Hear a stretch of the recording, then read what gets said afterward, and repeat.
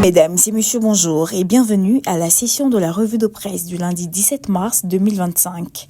Ouvrons avec Fatente Matin qui relaie les propos de Begré Mambé face aux populations du Moronou. Défendons la paix dans ce pays, a affirmé le Premier ministre à l'occasion de la 4e édition de la fête du trône à Bongouanou. Le mandat, dans cette même dynamique, note que Mambé tire la sonnette d'alarme et interpelle la classe politique en ces termes. La terre de Côte d'Ivoire ne peut pas boire le sang de ses enfants. À propos des logements sociaux, le rassemblement nous dit comment s'offrir un toit sans soutien bancaire. Sur le plan politique, le nouveau réveil rappelle l'affichage de la liste électorale ce jour. Premier grand tournant avant octobre, le journal se demande qui sera sur la liste et qui n'y sera pas. Sur cette question, la voix originale fait parler Lida Kwasi Moïse qui prévient « Si Gbagbo n'est pas sur la liste électorale, nous allons agir ».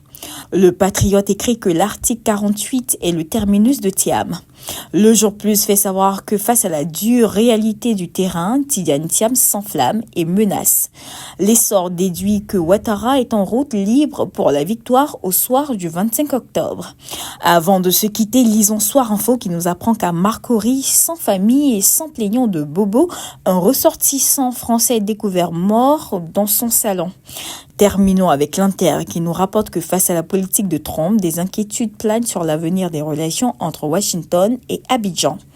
Il est bon d'indiquer que tous les journaux ayant servi à cette revue de presse sont disponibles dans le réseau de distribution d'Edipresse.